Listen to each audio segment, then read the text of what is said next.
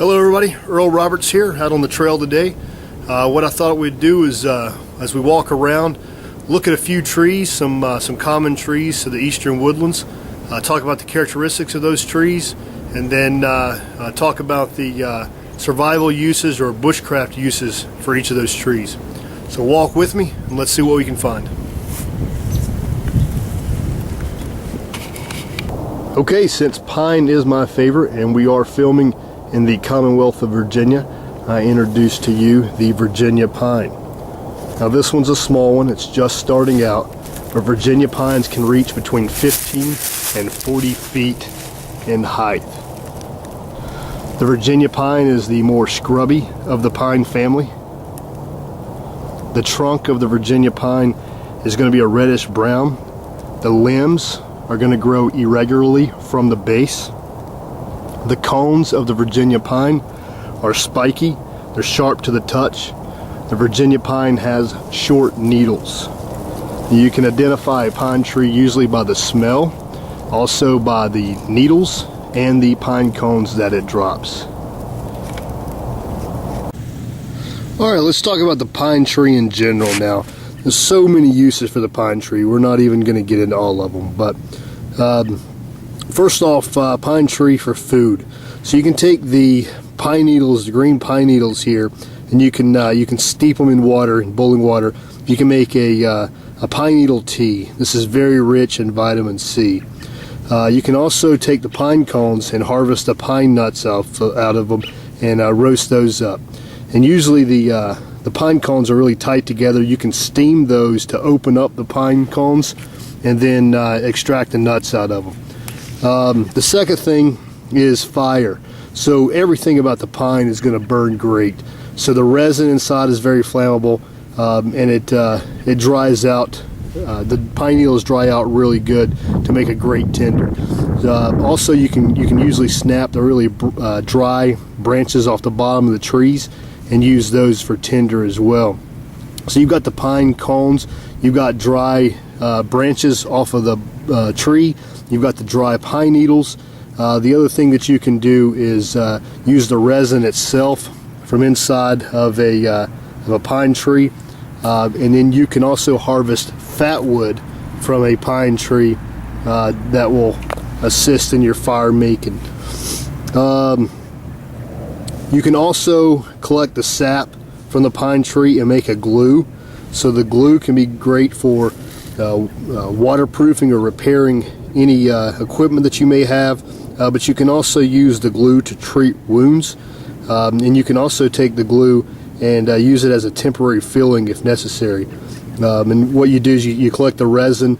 You're gonna heat that up. Remember, it's very flammable, but you're gonna heat that up, filter out any of the bark or sand or anything that may be in it, and you're gonna add some ashes and some type of natural material like found in a cattail. You're gonna add that together, and you're gonna create a nice gluey paste. And then that's then your pine pitch or your pitch glue. Some other things that a pine tree can be used for is you can collect a bunch of these boughs and you can use them in building your shelter or in insulating your bed. Again, these are just a few of the things that the pine tree can be used for. Okay, here's another really cool tree that I like a lot. It's the tulip poplar. This is going to be one of the tallest and most distinct trees in the Eastern Woodlands. These things can reach about 120 feet high. They have straight limbless trunks until they reach a narrowish crown. Now the tulip poplar has quite a few uses. First and foremost, I think, is fire. They're great for your primitive bow and drill kits. Also, you can use the bark as a great tinder. The inner bark also makes good cordage. And another use for the tulip poplar is medicine. So you can take a poultice from the leaves, use it for any type of inflammation or sores. You can make a tea out of the inner bark for upset stomachs. The tea is also good for toothaches. And the bark is also good for a cough syrup. And again, this is the tulip poplar. Alright, not the prettiest tree, at least this one isn't. I've blown over a bit, but I saw this one and wanted to cover it as well. This is the Eastern red cedar. These things can grow, they usually grow about 30 to 40 feet high. I think they can grow up to 90 feet. It's an evergreen tree, has scale-like foliage.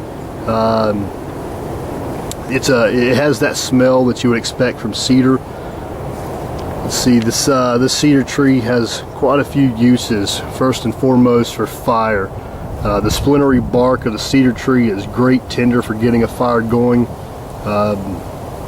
You can also use this for a drill and for a board for your bow and drill.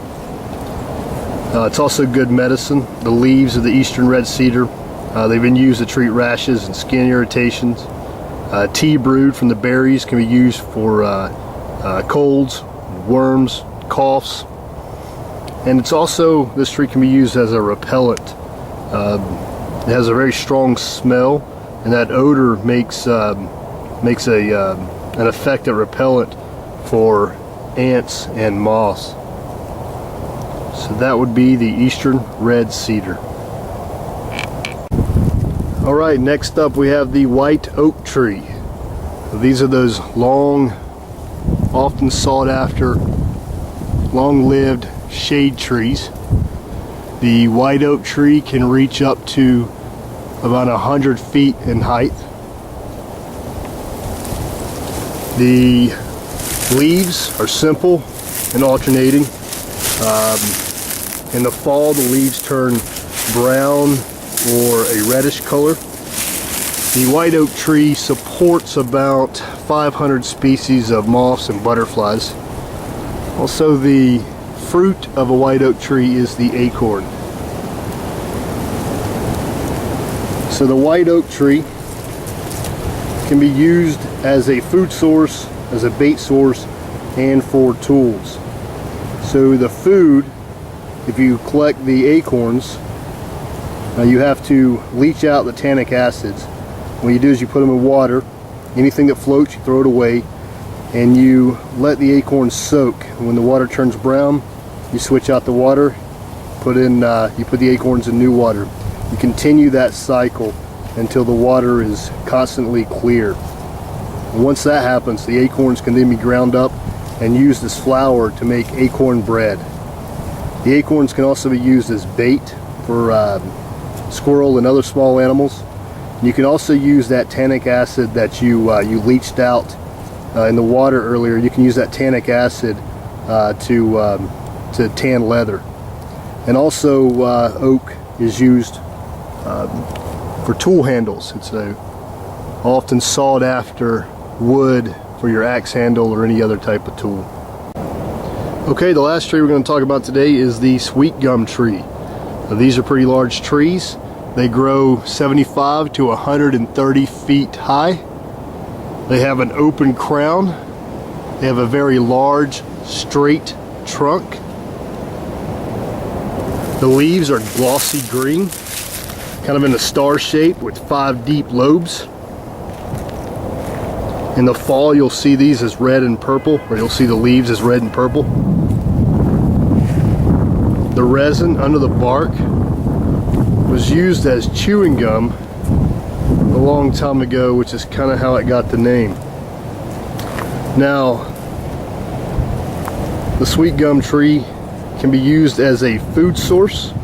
The seeds, the sap, and the leaf buds are all edible. The seeds actually contain high calories and protein. And the sweet gum tree can also be used as medicine. The leaves can be mashed into a poultice. That's a good antibiotic and sting relief. Again, the sweet gum tree.